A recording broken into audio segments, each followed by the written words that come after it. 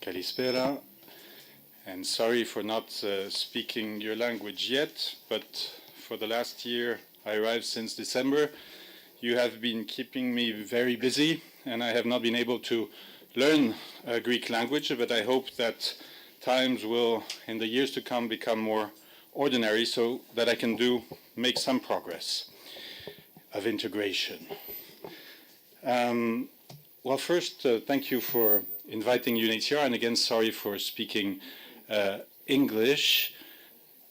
We have been talking very much for the last 2 years about the crisis of refugees, a crisis of migrants.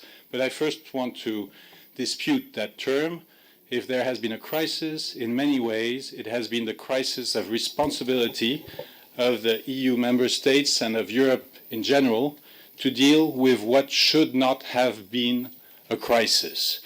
Because I just want to remind all of you, but I know that I'm talking to a distinguished audience who knows about what is happening in the world, and what is happening in the world for the last years that have passed is the inability, in many ways, increased inability of what is called the international community to prevent and resolve for a durable manner conflicts in the world, which are not only Africa, Asia, and also Europe, because at the border and within Europe, there are also conflicts which have not been brought to an end.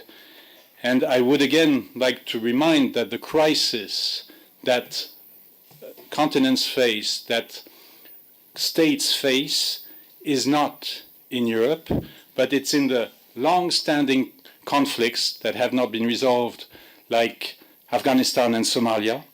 It's in the major conflicts which are affecting millions of people who are displaced and not even able to escape their fate and their country, like in Syria, obviously, but also in Iraq, in Libya, in Yemen, and South Sudan, to name the most important of them. There, it's more than a crisis, and definitely it's a crisis. And the list is long, but I want to remind you of forgotten conflicts which are in fragile states like the Democratic Republic of Congo and the Central African Republic, and even with the coming in of further democracy in some states like Myanmar, with the coming of Aung San Suu Kyi that we all hoped would bring additional democracy and a better fate for Rohingyas. We see for the time being that the Rohingyas still are stateless and they are escaping their country as refugees. So these are the crises that we should, and that Europe should be helping to solve outside, so that people do not become refugees, or if they do become refugees, they can be assisted in countries who are facing large influxes, like, as we have seen, as we have said often, Lebanon, which has received a quarter of its own population in refugees, be it the Palestinian refugees from before or the Syrian refugees who have arrived in the last 6 years to Lebanon. Uganda has been sometimes also facing, during months and months, 3,500 persons a day arriving to its country. Have we talked about Uganda? Is Uganda facing a crisis? Yes. Uganda is facing a crisis and totally ignored by the world and by the international community and by the European Union in many ways. We have provided some recommendations because as UNHCR, we are more of an advocacy organization. We can have some ideas, not always the best, and we are ready to discuss them, but we have provided on the 5th of December what we believe are recommendations that Europe can take to respond to the refugee crisis. Externally, by providing more of its development aid and aid to transit and first asylum countries. Also externally through additional resettlement.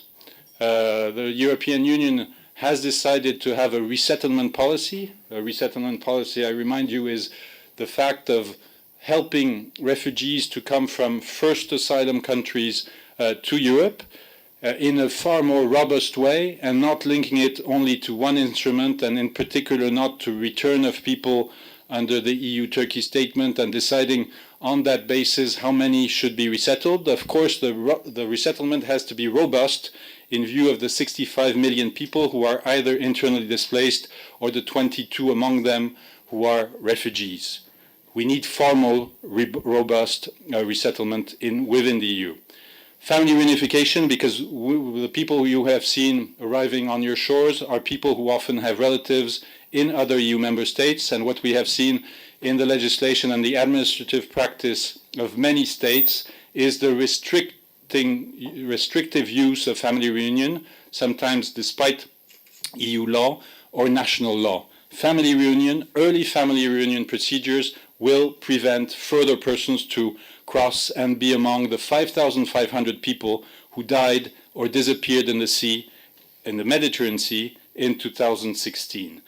An additional policy that is developed and should be developed far more by the European Union is also for the youth, scholarships for refugees who are in particular in the first asylum countries. Again, another recommendations that we have seen actually developing but not very successful is the very difficult solidarity-based mechanisms that the EU member states, some EU member states have taken through relocation. Only 7,500 persons have benefited from it and have left Greece since its inception. You remember that 66,400 were supposed to benefit from them, so we are very far away from what should be the case. And if it had been, many people would not be suffering in the conditions they are suffering either in mainland Greece or on the islands, as we have seen very recently with the harsh winter going even in islands like Samos and Lesbos. So relocation is definitely a support which has to be provided, further reinforced, but not conditioning it in any way to particular groups or particular criteria, even though obviously in a country and countries faced like Europe by terrorist acts, obviously security has to be taken into account. But security has to be not be a prejudice to refugees. Again, refugees are the victims, for most of them, of terrorism, and that's why they are arriving in Europe.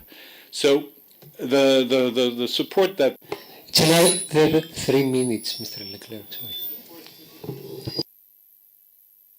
The support that the EU should be providing is not only through solidarity mechanism of relocation, but also to direct support to those European member states who have been affected by major influxes. And what we have seen is still a difficult implementation of the solidarity through the assistance of European Asylum Support Office to the Asylum Service in Greece, and still far more needs to be done. At the same time,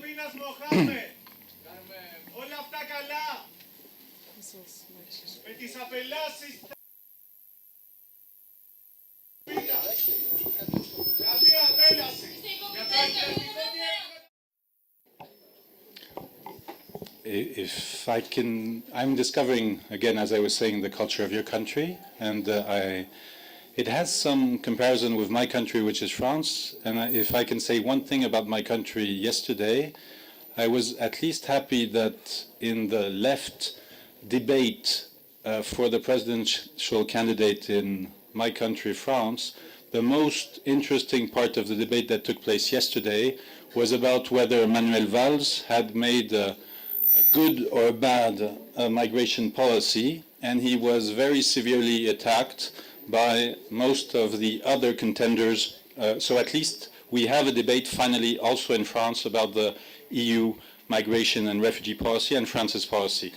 And this is refreshing because it did not take place for a very long time. And just to get back to, and for the fourth element of the recommendation we make to the EU and to EU member states is that, as we have seen in Sweden, in Germany, where most of the refugees have come in the last year, even the economic growth and support and measures, the economy has been stimulated by the arrival of foreigners and of refugees. And again, what we always hear in this recent debate is that the negativism around the arrivals of refugees and foreigners, again, and refugees can be a hope if integration support is provided even in Greece, which is affected by social and financial crisis. And again, for the sake of the 3 minutes and respecting the time, I will stop here.